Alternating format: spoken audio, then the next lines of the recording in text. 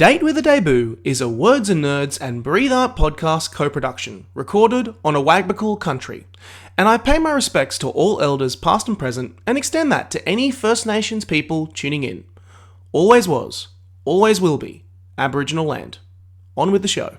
Revisiting some of those themes that I was trying to explore, I recognised how aligned with Elle's journey this setting is. Like, Elle is experiencing that betweenness, and Newcastle is that, like, representative of that betweenness.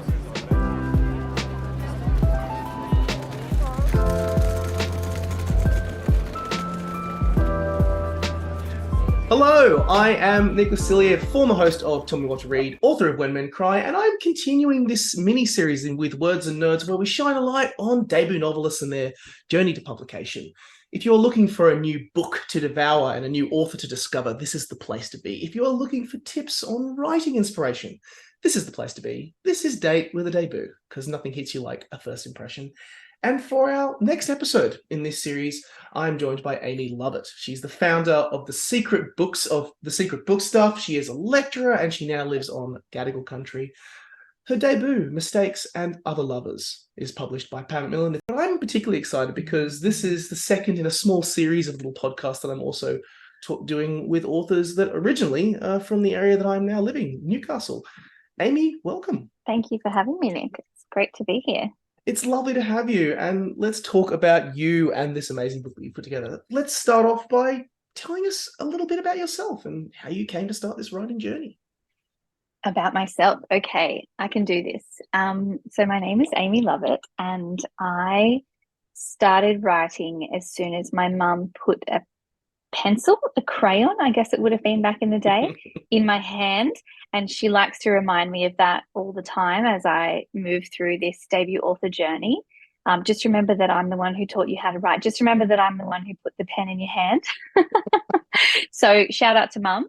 And I've just been an avid reader my entire life.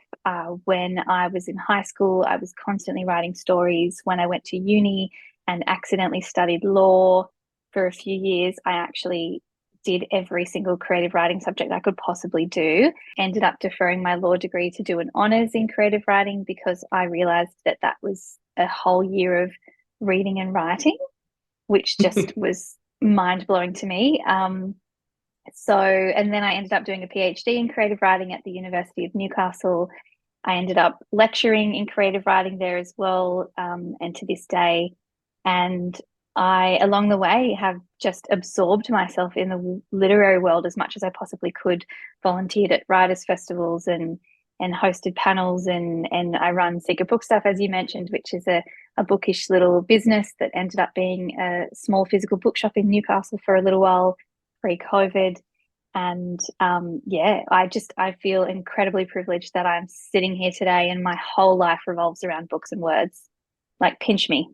I know, isn't it great? And also that the people that you run into, the community of like-minded individuals who are as obsessed and as passionate as about books as you is probably one of the most wonderful things to have discovered in the world of publishing. Just seeing so many like-minded people come together to celebrate books, and also your book. Oh my gosh, yeah, which is so surreal because I feel like I've spent the majority of my life so far championing other people's books. Not that I'm going to stop doing that, but now that the attention has turned around on me, it's really surreal experience. I have to try not to interview you today, Nick, because that is my natural instinct, is to interview the person I'm talking to, as opposed to answering the questions myself. Well, I'll take this as a good indication of my interviewing critiquing style, and I'll see if I can measure up.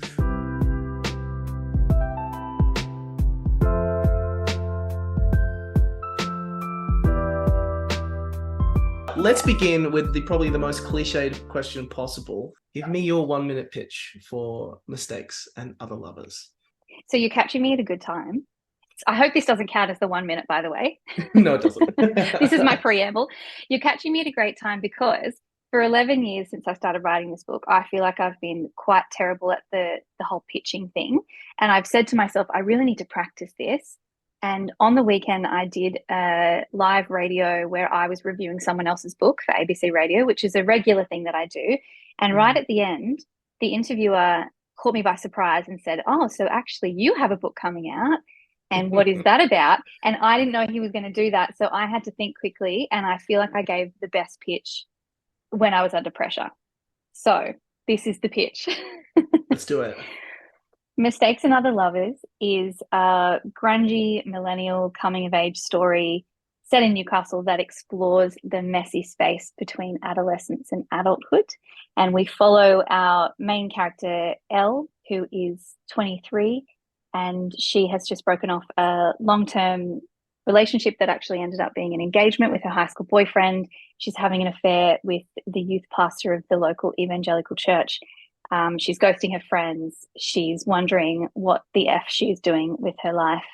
And we follow her journey to figuring it out and making mistakes along the way. I love how you summarize this because I always like to try and talk about the themes and the characters. And I was like, oh my God, there is so much going on here. I do not know where to start with my first question because I'm going to first of all reference the fact that the way Emily Maguire and Hannah Kent have described this book, which first of all, shout out to you being able to get them to talk praise on this book. But I feel like their words actually summarize it better than I ever could. This feels like a juicy chat with your funniest, raunchiest, messiest friend. And again, that whole button or theme of seeking self and adulthood. And I love the way that I kind of there was one particular phrase that stuck out to me when I was reading it that nails this as well, which is this when Elle describes how she meets Kik, I hope I pronounced this correct, Kik and Lux. Correct. In a place where 20-somethings live like they're adults until they realize that no one is, which I was like, yes, there it is. How hard was it to craft this world of romance, conflicting emotions, confusing love interests, lots of casual sex, and finding the self? How did you do this? Well, first of all, I lived it. And that's where it all started. No, I mean, you say that how hard was it? And I don't want to be like a wanker, but it wasn't hard to create that world because when I first started writing this book, I was living that world. And so I was kind of really immersed in it at the time, like 11 years ago. So I'm in my early 20s when I started writing this book, and it just started flowing out of me because I felt like there was a part of me that wanted to capture how I was feeling at the time and what I was going through and how on the precipice of adulthood I felt without ever knowing if I was going to make it or if anyone makes it, whatever that means. So it wasn't difficult to craft the world. What was difficult was turning it into a narrative that would be, commercially viable, because I think so Mistakes and Other Lovers started life as the creative portion of my PhD thesis. And so it was about half the length that it is now originally. And it was pretty experimental, it was very episodic and all of the things that a commercial novel are not really supposed to be, but you can get away with in a PhD. So it was kind of after that time that I was working on it and trying to turn it into something real. That was the challenging part for me. But actually writing this world in the first place was just so enjoyable, so fun and so messy. And, the older I get, the more I can take that trip down memory lane. Sometimes I find myself in a real, like a kind of weirdly dark place when I'm working on this book. It's almost like I transport myself back to that time so intensely that I have to shake myself back into the real world when I've finished for the day. So yeah, that's been a really interesting experience. It's great. I think I now I have even more questions because often I followed a similar path with my first book where I kind of was pulling from a time in my life, and then people immediately ask the questions, well, who is Kik? Who is JD? Who is Lux? Who is Mace? Where did these characters come from? And then you're like, well, no, this is I had to create all of this and had to craft all of these characters. A lot of times I hate sometimes doing literary comparisons, but it felt like sometimes like Benjamin in the Graduate a little bit. Okay. Like Elle was stuck in this place of self-discovery, worrying about the future, not knowing what she wants, and acting sometimes on impulse, which was just and kind of not being able to comprehend the repercussions of it. And I just loved her as this lens into this world, as a character. She's the lens, but then of course you've got all these other characters. Where on earth as you were kind of turning this book into a narrative and creating the fictional element of this life that you had lived and experienced, how on earth did all of these characters come into your life? Oh, that's a good question because they've sort of popped up along the way. You know, I have the foundational characters who were there from the very beginning, Elle and Mace, for example, and Kick and Lux. And so those were sort of the four main characters. And then what was built around that as time went on and I kept writing the book is really interesting because it's, you know, you're always aware as well of the balance between introducing too many characters but not introducing enough characters, and then making the characters that you have do too many things and be too many people to your protagonist. So, you know, Gabby, for example, Elle's best friend from high school, who she's kind of ghosting and then reaches out to towards the end, she, I feel like, is an amalgamation of every amazing friend I've ever had who stuck by me in dark times and put up with my shit and just, you know, whereas people like Mace were really clear to me from the very beginning, not that it was a person in real life who I was trying to model him off, but I just knew exactly who he was, you know, and what he was about. But someone like Gabby, she's like really kind of evolved as I've even spoke to friends of mine. I remember in one of the big edits that I did, I called one of my best friends from high school and I said, hey, remember that time in my life when this was going on for me and you knew that it was a bad thing for me and you were trying to tell me that it was bad but I wasn't listening, but you still stuck by me. Like, how was that for you? Like, tell me about that. You know, what was it what would have pushed you over the line of like ditching me as a friend kind of thing?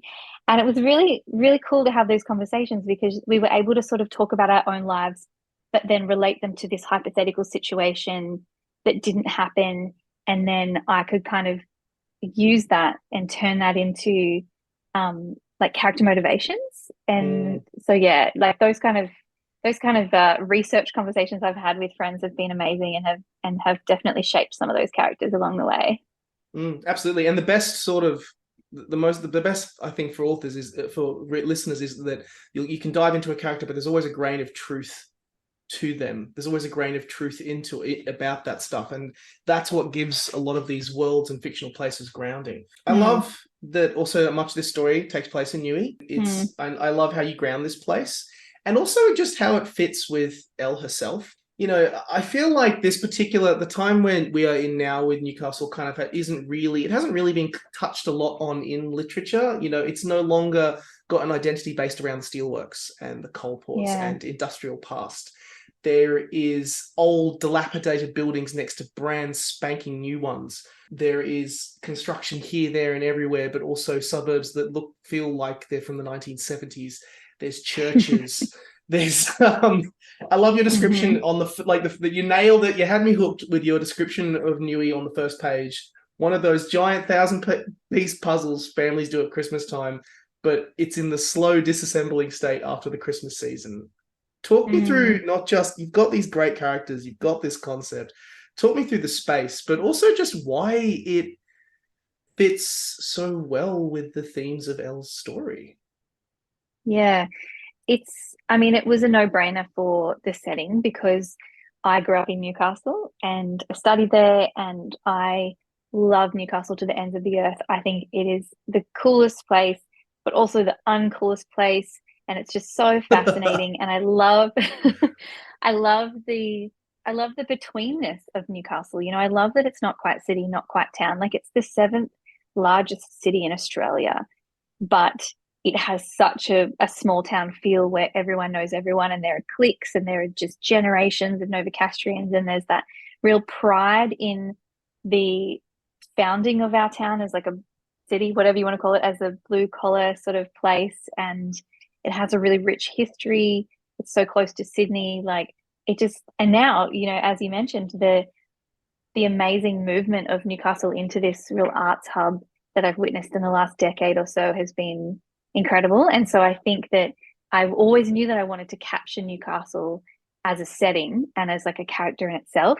But it wasn't until putting the final touches on the book and like revisiting some of those themes that I was trying to explore that I recognized how aligned with Elle's journey this setting is. Like Elle is experiencing that betweenness, and Newcastle is that like representative of that betweenness, which I think is really unintentionally awesome.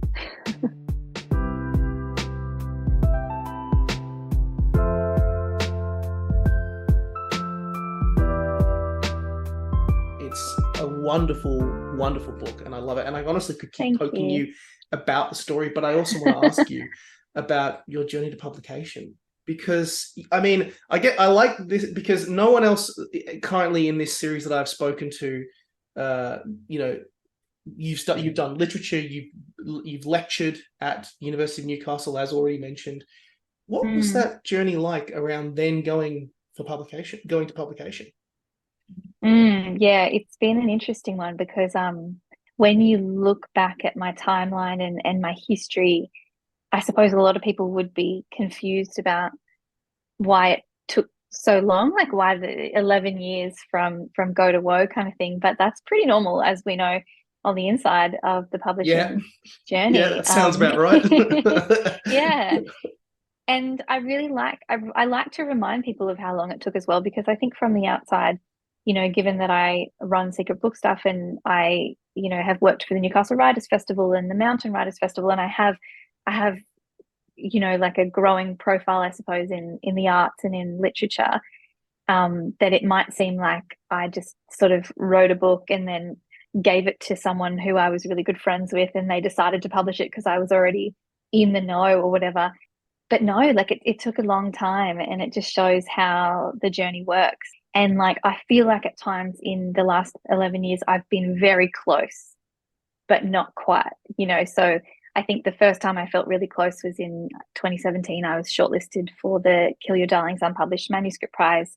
And that caught the attention of a couple of agents who were interested, and they read it and gave me some feedback and said, go away and fix this and do this and then send it back to us. And so I did those things and they didn't end up taking me on. And, you know, so that felt really close, but then also really far and really crushing when you don't quite make it. And so then I was just about to give up on this book and thought, you know, there's that age-old adage that you should, whatever your first book is, just put it in a drawer and forget about it, you know, and write something new. And this book was so close to me and so important to me that I couldn't fathom doing that for such a long time. And then just a couple of years ago, I applied to go to Varuna Writers House, and I was awarded a fellowship to go there in the Blue Mountains. And I had submitted the first 10,000 words of this book or whatever it was. And in between submitting that, getting the fellowship, and then actually going to Varuna, I had decided that's enough. I need to give up on this. I'm going to put it away. I'm going to start something new. I had this new, fresh idea. So I went to Varuna thinking, okay, cool. I'm going to use this amazing 2-week time to start writing this new book and forget about Mistakes and Other Lovers. And I had, as part of the winning fellowship, I got a one-on-one session with Carol Major, who's like a book whisperer. And she had read the first 10,000 words. So I said to her, look, Carol, I've given up. I'm not doing this anymore. I'm just going to focus on this new thing. She said, that's great. But since I've read it, let's talk about it. And she asked me these incredibly poignant and incisive little questions that made me think about my book in a whole different way. And I ended up starting a whole blank new document, printing out the manuscript of Mistakes and Other Lovers, putting it next to me, and then just sort of throwing it on the floor, rearranging the whole thing, and then rewriting it from scratch.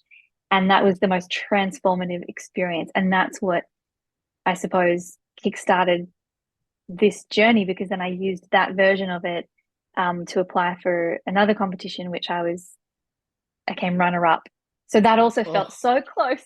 oh, and the host of the competition called me and said, look, you didn't win, but you were so close, and I couldn't just send you the rejection email. I needed to tell you how close you were to winning this opportunity, which was like a mentorship with a agent and a publisher. And I was like, cool, right, that's great to know. This is lovely, but what do I do with that information? How am I supposed to yeah, feel that's about this? Like, it's devastating. um, and so, but as a result of that, they actually put my name on the website as the runner-up when it was announced. And that led to a publisher at Macmillan sliding into my DMs on LinkedIn, of all places. My partner always makes fun of me for having a LinkedIn, but now I'm like LinkedIn's biggest fan, because he sent me this message and said, oh, congratulations, Amy, I saw your runner-up position and I'd love to read the manuscript. And I thought it was spam. I was like, this doesn't happen. This is not a real thing. And then I Googled him, and he was a publisher at Macmillan, and that was incredible. So I sent it to him and he read it, and then he said, oh, it might take me a month. He called me a few days later and said, I inhaled it. I'd love to chat. And then he took it to acquisitions, and then 2 weeks later he'd offered me a 2-book deal. So yep, that's from how that, fast it is, from 11 years to that. that's exactly right. And that's the weirdest thing, is that you feel like nothing's happening, but then something happens and it's just like lightning. And it can be so overwhelming and so surreal and, terrifying. It's all the emotions wrapped into one, but it was incredible. And here we are, I about love to it. come out in the world. Oh, if I can, I Yeah. want to poke you a little bit more about this editing side of your story that you kind of went through, Yeah. because books do not happen in isolation. Books are, many people work hard on them and put together and do incredible work. And I want to ask about Mm. the editing process, like, if I can. I Mm. found editing to be unbelievably liberating. Kill Your Darling, the Kill Your Darlings mantra is real, and it's amazing, and it's Mm-hmm. fantastic. How was the experience of crafting this story together, especially when Macmillan, you got such a positive message from a publisher who inhaled it in a few days? Mm. What was that process of Mm. editing and crafting it into the final product like? Uh, Also transformative. Like, the two most transformative times were rewriting the whole thing at Varuna, and then doing the structural edit with Pam Macmillan, which was incredible. And I was so excited. I know some writers are really weird about the editing process. They find it really scary and they hate it. But I'm the complete opposite. Like, the blank page terrifies me to tears. But if I have something to work with, I love editing. I just absolutely adore it. And, I've worked as an editor for other people as well. So I was really excited to see how someone from the outside was going to zoom in and just be able to tell me exactly what to do, and the problems in the manuscript that I was aware of, but it's really hard when you're so close to it. And, I've been with it for 11 years, and I really was at the point where there's nothing else I could do to it personally. I needed someone else to come in and help. And so that structural edit was incredible. I knew the timeline because, as from reading it, the timeline jumps back and forth a little bit in Yes. Elle's life. And Mm. that was the biggest problem. It was almost like doing a maths puzzle, maths equation, when I was doing the structural edit, because I had to really go closely and make sure that the reveal of information was correct, and I wasn't referring to things that hadn't yet been revealed on the page just because I, as the writer, Mm. already knew them because I'd been writing that scene for 11 years or something. So it was really fun. I found it really, really fun. I found it so amazing to have the support of the editor as well. But I knew that an editor doesn't go in and like make changes for you or tell you exactly what's wrong. But I didn't quite understand until it was happening to me how skilled they are at asking the right questions or making, little suggestions about something that could be fixed. They don't say, oh, so this thing happening here is ABC, but I think it would be better as XYZ. What do you think? They're like, this thing happening here is ABC, but I think we can do something else with it so that Mm-hmm. these other things become more stronger or like, more clear or whatever it is. They don't give you the solutions, which is awesome, because then it's up to you to sort of dig a little deeper and play with it. And I found that really, really fun. So Mm. I absolutely loved the editing experience. Mm. It was just nice to have someone else invested in my work. for a They're your change instead of it just being like me and my manuscript for so long. they're your first reader at the end of the day. That's the key thing. Like they're your first reader, and they're your advocate. They go to battle for you. My kind of next question would be, you've lectured about writing, you've talked about that space a lot. Now that you've kind of been through that space itself in the creative process, what would be your advice for first time writers, people listening to this going, oh my God, I don't know what to do. I don't know how I'm going to create this story. Where do I go from here? What would be your first piece of advice that Amy would have loved to have heard 11 years ago? I know what I probably did hear and possibly didn't listen to and still don't listen to. So I'm going to be a total hypocrite here and say that the best piece of advice is just to write something, write anything, just start. Oh, I hate myself for saying that, because whenever I hear someone say that, I'm like, yeah, it's easy enough to say, and then you've got to sit down and do it. And I'm just so bad with the blank page and with the discipline. But it's something I have to tell myself every day is like, I won't have anything to edit, which is my favorite part, if I haven't first written it. So I just have to push through and wade through the self-doubt and the excuses and the procrastination and all that stuff. I just have to write. And I think on a more practical sense, one of the things that I do when I'm feeling uninspired or have a bit of writer's block is I like to write in public. I'm not a sit in a quiet room and write kind of person. The best thing that I can do is sit in a cafe, a busy cafe or a pub, or, even a library or something where there's lots of people around, and just eavesdrop on some conversations and just observe people walking around you and make up names for them and make up stories for them. I used to do a lot of commuting to and from Newcastle and Sydney, because I was, working in Sydney, but also, working in Newcastle, and just I've been bridging Newcastle and Sydney for as long as I can remember. And I've spent a lot of time on trains.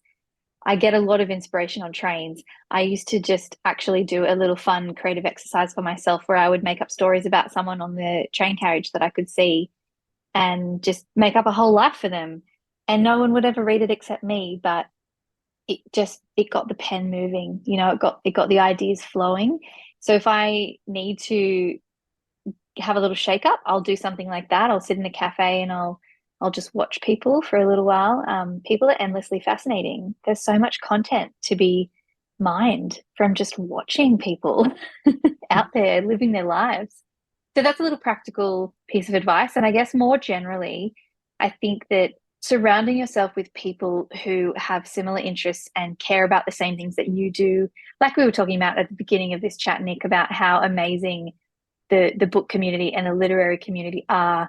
It just can't be overstated. I am so, so grateful for all the people I've met along the way. And, you have to do some kind of annoying things. You have to maybe work for free when you need to pay the rent and things like that, just to get the experience and to meet people. But it's worth it.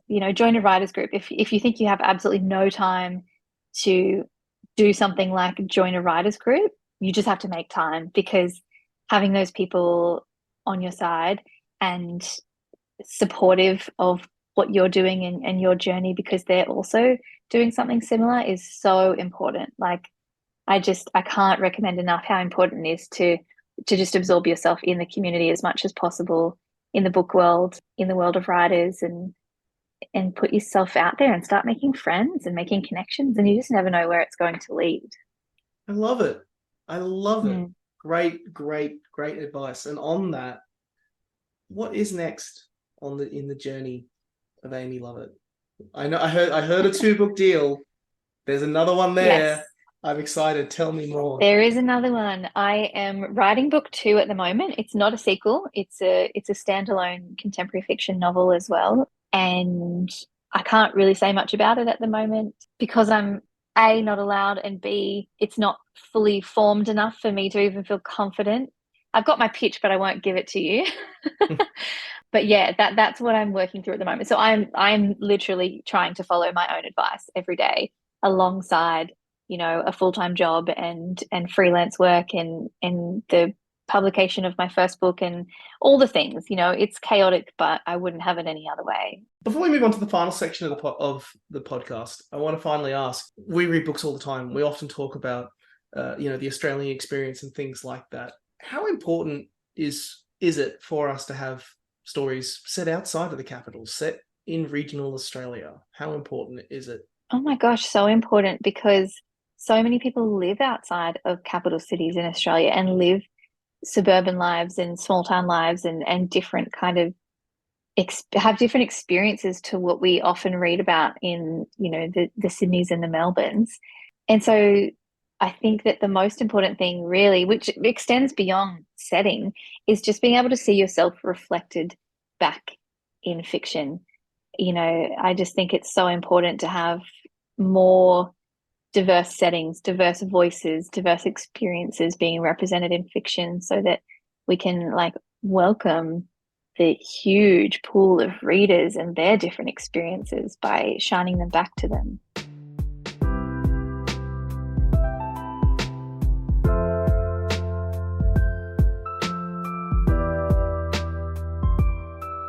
We're at the part of the podcast where I hit you with a bunch of rapid fire questions to finish off.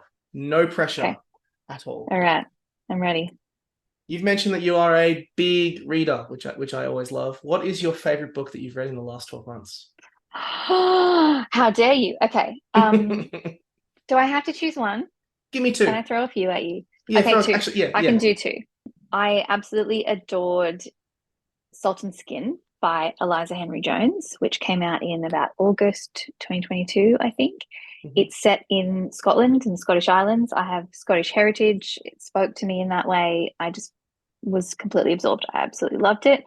And then the second book, there's two I want to say. Hit me. But I will just go with the most recent that I loved was The Wakes by Diane Yarwood, who I know you've talked to on this podcast. Adored that book. I wouldn't usually have picked it up. If I had just read the blurb on the back, I probably would have thought, oh, that sounds like a good book for someone else. I would have thought, I'll recommend that to someone, but I won't pick it up myself. But I heard so much about it that I was convinced finally to pick it up, and I'm so glad I did. I just loved every moment of it. It's such a glorious, glorious book that made me feel grateful to be alive. It's one of those ones I actually want to read. I've been reading a lot of books in prep for this, and I really want to reread that.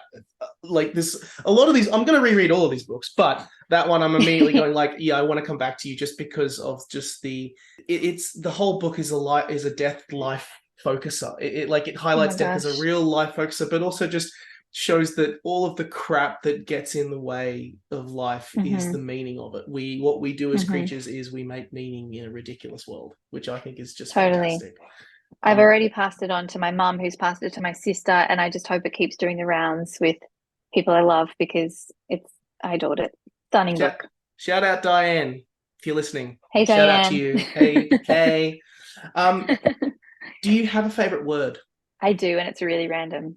My favorite word is Dostoevsky. Explain. I just love saying it. I just love the way that it sounds. I love the way that it comes out of my mouth. It's really fun. Dostoevsky. It's just a fun word to say. It's so stupid. I love it. I'm not going to lie. I've been feeling that as well. Sometimes it's words that you love to say. Mine for the last year has been succulent. The different phases of it, different feelings you get from it, and also some of the different interpretations to what could be described as succulent. It could be inappropriate. It could be appropriate. It could be a plant. You do not know. Yeah. It's a good one too. I feel like yours has more meaning than mine. But yours is much more fun to say. Let's call it that. It's pretty fun to say. I recommend. Where would be your favorite place to read? In bed, on the couch, or out the back in the shade on a sunny afternoon? The latter, in a hammock. Yes, please. That's wonderful. We have one of those freestanding hammocks. It was like a lockdown purchase because you're trying to find joy in small places when you can't do much else. And it became my absolute favorite thing to do is day or night, I wrapped myself in a sleeping bag and hopped into the hammock on a winter's day when the sun wasn't strong enough to keep me warm, but then also on a summer's day in the shade, in the hammock with a book. Chef's kiss. Do you have a beverage of choice to read with? To read with? Oh my So like gosh. you're reading and you're like, this is a good time. I'm gonna reach over for the beverage to enjoy. What is it? Okay. So I have a romantic answer and a real answer. The romantic answer is like one of my favorite drinks is a whiskey on the rocks with a squeeze of Mm, lime. But yep. as I'm saying this out loud, I realize I don't think I've ever read a book with a whiskey next to me. I've written with a whiskey next to me, but I haven't read a book with one next to me. So the real answer would be like a really good cup of tea. Like I love a chai. Shout out to a Newcastle business, the Tea Collective. They make an amazing gingerbread chai. So I can make that at home, and that's a good cozy drink for a reading session. I think the Tea Collective is partnered with a traveling bookshop that goes to all of the markets. Betty Loves Books, I think it is. I think that it might be the same one, but I'm my head's It's going not, all over I the know what place. you're talking about. It's not the same one. It's not, they make their own tea at Betty Loves Books. They have their Oh, own Betty Loves tea. yes, that's Yeah. right. But the Tea Collective is, you'd find it in lots of different cafes around Newcastle. The founder, Becky's a friend of mine. And I was one of the first friends she made when she moved to Newcastle and opened the business. And yeah, she's just gone gangbusters. I'm so proud of her. But the tea is just exquisite. I'm going Gingerbread hunting. chai. I'm going to go hunting this afternoon. We're going to do that. Yeah, you should. Do you have a favorite trope? What's your go-to trope? I think I have a romantic answer and a real answer once again. My romantic answer would definitely be like the coming of age is, it's obvious to me, but it's also something that I in my PhD explored as not being real. I reappropriated the coming of age in my thesis. But what I really love and can't seem to get away from when I'm writing is a bloody love triangle. Mm, it's good for a reason. It's good It's for a just so much reason. tension to be had. I Mm. didn't think I would ever be admitting that out loud as like such a basic trope, but I think it's a trope for a reason. People resonate with a love triangle. We've all been in some semblance of a love triangle in our lives, I'm sure. So much fodder. We're all about the fodder. What is one thing now that you have written and created and published a book that you wish you knew when you were in the space of being a lecturer and wish you could have conveyed to students wanting to go down this path? What is one thing? That's a really tough one. I had a funny moment the reason why I asked this question is I had a really funny moment when I was at university and I'd written this piece and one tutor absolutely loved it and gave it an HD, and then he had to leave our class. And then the lecturer became our tutor, and she moved it down all the way to basically a pass. And then I had a realization of it's completely subjective. There isn't like the enjoyment of Mm, literary experiences is mm, sometimes you will have someone who will just not connect with your story, and then sometimes you will have someone who will think it is everything. And what matters mm. is that you do it. It was the key learning that I found. But I don't know. You've had That's a more good experience with it than one. I have. Yeah, that's a really good one actually. But I just keep thinking of advice that I'm giving them constantly that I didn't know when I was them, like when I was an Mm, undergrad, as opposed to that I didn't know until I was published. Like one of the things that lots of people often ask me at the end of the semester is like, what do I do when I finish? Can I just go and be a writer sort of thing? And that's a really good conversation I like to have with them about the arts in Australia, not to dissuade them at all, but just to give a bit of a reality check, because I think that's something that I didn't have, like, especially when I was going through my PhD. I think there's this romantic vision that is sometimes presented to you that if you're doing a PhD and then you become a doctor of words, whatever you're doing a PhD in, that you'll sort of like breeze into an academic job that's like really cushy, and you'll get a publishing deal and everything will be roses. And it's just not the case. Like in Australia and in the arts and in creative writing especially, there just aren't that many academic jobs going around. And a lot of people do not care if you have a PhD or not out in the real world, you know? So it's not a guaranteed walk into a great job. The thing that I say to them is like, if you want to write, then just write. Like just write as much as you can. Write for the local newspaper, write for the uni newspaper, just start a blog. Like as long as you can just start getting your name out there, and when an opportunity does come your way and you can send them things that you've already written, that's the best thing. Like don't wait to get a job to write, because you won't get a job unless you're writing. And that's a weird thing. Like that's why it's different to something like teaching or nursing. You know, they're vocational, but studying creative writing is not vocational.